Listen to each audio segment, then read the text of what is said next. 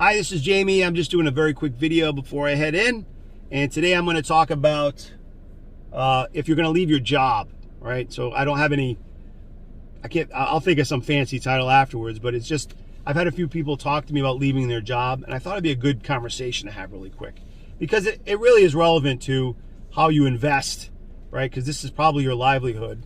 And that's how I want to kind of tie it together. I will talk either tomorrow or the next day about Amazon splitting Friday, June 3rd, about Volta, and also I will talk about Boxable, which is a company that manufactures tiny houses, and that's something I'm looking at. But for now, I want to talk about if you're going to quit your job, if you're leaving angry, maybe you should think it through.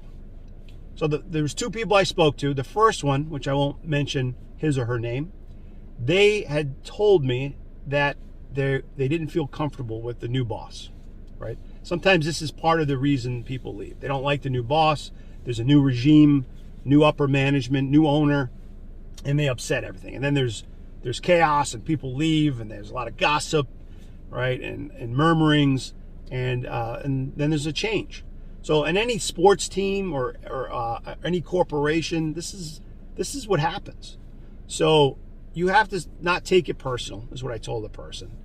That if somebody else doesn't think the way you think or act the way the other person act, you have no control of that. So don't take it personal. Then ask yourself why. Why do you need to leave? Why do you want to leave? And you got to identify that. And sometimes the why is an emotional why. I just don't like my new boss, the way he speaks. I mean, what's wrong with him? He's so brash. And he said, if you don't like it, you can get out. I'm like, oh, okay. So if that's what's happening, that is that person's problem. You know, if they have a chip on their shoulder, it doesn't mean they're a bad boss, but this is the way they're going after things. May not be the right approach, but maybe they're really good at other things. So you got to get past that. But whatever the reason is, like if it's an emotional thing where you're angry, this person, actually both people, had an emotional reason for leaving. One was fear, right? And the other one was anger. So if it's a coworker, a customer, or an owner or upper management, wherever you go, there's going to be another customer. There's going to be another boss that, unless you're your own boss, right, then you're going to hold yourself accountable, that may or may not be worse or may not be better. But there are going to definitely be obstacles and challenges wherever you go. There is going to be I don't want to say Karen, but there's going to be a Mary or a John, right? If Mary or John are not ideal customers or coworkers or bosses, but they exist everywhere, right? And that doesn't mean they're bad people, but this is part of life. You have to be able to have a bit of resilience and not take things personal, get above it, and just kind of brush it off and say, okay, I have a task to do. When people are in a sport, I like the sports aspect. If you're a basketball, football, soccer player, right, hockey, any of that stuff, there's injuries. They get bumped and bruises. They don't stop and go, I get a boob, I get run. Like they get hurt and they carry on unless the injury is really bad, right, where they're taken out of the game. And even then they recover and they go on, unless it's a career-ending injury. That's the word I was trying to say. But most people that get hurt, it's part of the game. So it doesn't matter to me what job you're in, what you do, whether you're an IT person, you're a landscaper, you're a brick mason, you're a doctor, right? You're going to deal with all these same things. So once you identify the why of why you want to leave, the next thing I'd say is, do you need the money? And why that's important is some people live check to check. Some people are in the hole. I've been there. I've been there actually a couple times in my life. So I'm not speaking like down to anyone. I'm just saying I know what it's like to struggle and live check to check or be behind the eight ball, so to speak. Other folks have reserves. They have cash reserves where they can sustain themselves for weeks and months, or maybe even a year or longer. But there's not an infinite cash reserve where they can just live off of that money for the rest of their life. They can retire early and just say, I don't need a job anymore. I have a trust fund, right? Unless you have that kind of passive income and the job is just supplemental or just something to do. Some people have that. They just work to get benefits. I have a friend of mine who's a millionaire, and he works for a livery service where they shuttle people to the airports, they pick them up, drop them off, and he does it for the benefits and something to do. He's only in his late 50s. But anyway, everyone has different reasons for working. So you have to ask yourself, do I need the money? And be real. You don't have to tell me. You can ask yourself, do I need the money? And if the answer is yes, and then your reason for leaving, the why reason is because you're upset, then maybe you got to slow down, go for a walk, right? Go for a ride. Think about these things before you act, because a lot of times if you act in anger, or if you're depressed or frustrated, you're going to regret it. You're going to look back and go, I should have thought that through a little more. And that's with anything. So the next thing I told one of the two people, because one of them, it was more of an angry thing, and I was just trying to convince that person to calm down, take a minute, take a day or two, let them vent, let them talk, right? Get it out of their system. Go yell at your steering wheel, whatever. Go hit the punching bag. Get that out, and just realize that it's not gonna be any different if you go somewhere else. There's gonna be another person to deal with. The other one, it was fear of the job, security. He's like, I don't know if this new person's gonna change everything, which is understandable. And then the other person trying to bring them in, it makes them feel like, oh, this person wants me, they value me. Well, whether that is the case or you're just looking, it's okay to upgrade. I'm all about an upgrade, but you got to think about, is it a better move? And what I said was just write it down on a piece of paper.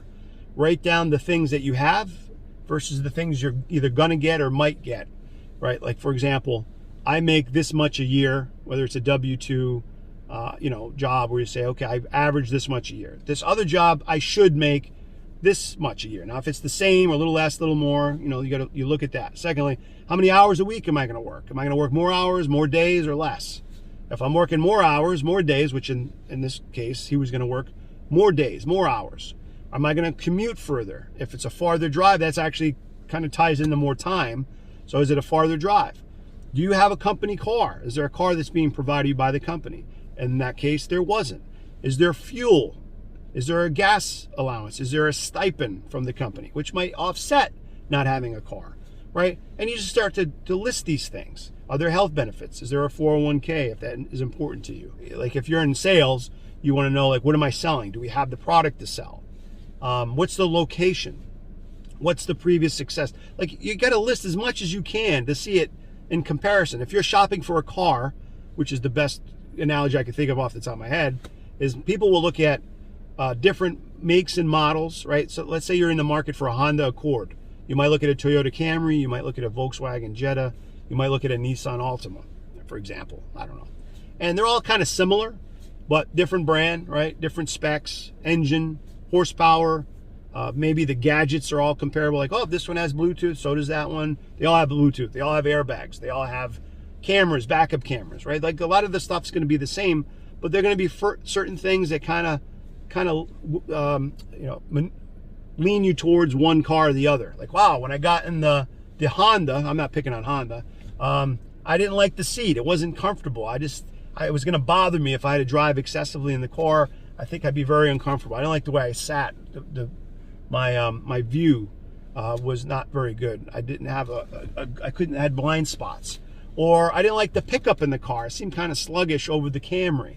I don't know. Like, fill in the blank. There's so many different reasons why you may like one vehicle over the other, but when you look at it side by side, it really makes a difference, and that can help you make a final decision. So that's it. Those are my interjections. Don't take it personal. Ask yourself why. What's the reason you want to leave? Right? What is it? An emotional reason, or are you relocating because you got a new, you're moving to Florida and you just need a new job, right? That's easy. Or you've you bought a house a little bit farther away from your present job and you don't want to drive 2 hours to work every day. So what is your reason why? What is your why? And thirdly, do you need to work? Okay. Do you need to work? Do you need the money? All right. Are there financial obligations that you have that you have to fulfill that you can't afford to be out of work? Because if you leave your job and you don't put a 2 weeks notice in, you just leave, then you're going to burn your bridge, and you may need that person that HR or that boss to give you a good recommendation, regardless if you didn't line up. A lot of times they'll ask, are they available for rehire? I've left jobs where I felt like it wasn't a good fit for me anymore for different reasons. So ask yourself, why are you leaving? Do you have the financial means? Do you need the money, right? Do you need to keep working? And if the answer is yes, you got to revert back to, the why. Why am I leaving?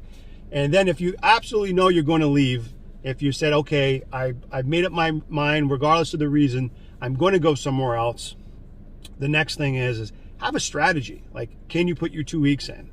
And if you're going to quit, you better be pretty confident that this other job, and I'm not saying that in some cases you shouldn't just quit. I quit a job before where I absolutely knew I was not going to go back to this job. It was disgraceful the way they were conducting themselves, like in my opinion, and the stuff that was happening. So I literally took my keys one day after I made up my mind, and I put them on the desk. I said, have a great day. And I left, and I jumped in my car and I left. And I didn't give any explanation. I knew I burnt my bridge, but I didn't care because I was never going to go back, and I didn't care about the reference. So if you make up your mind to leave somewhere, it might be a good idea to have a strategy, right? An action plan of, okay, I'm going to go here to this other job, or I'm going to go to this other location. I got to make sure I have enough money to get there. And it may be uncomfortable, but you're like, when I get there, I'm willing to give it a shot. And sometimes you got to give it a shot. So I'm not telling you completely don't do it. I'm just saying, just think it through. That's all I'm trying to say here. Maybe put a little more thought into it before you just act impulsively. And then once you made up your mind, whether you're going to stay or go, have some type of action plan, right? Because what they say, if you fail to plan, you're planning to fail, right? I think that's a good statement to say. So that's all I got for today. I hope you guys have a great Friday and a great weekend, but I will mention the stock stuff tomorrow. Again, I'm talking about Amazon, Volta, which only because I have a big position and I want to flip it, and Boxable, the company, which has private listing for shareholders, and eventually they will go public, I think. But that will be the next conversation. All right, have a great Friday, guys. See you later.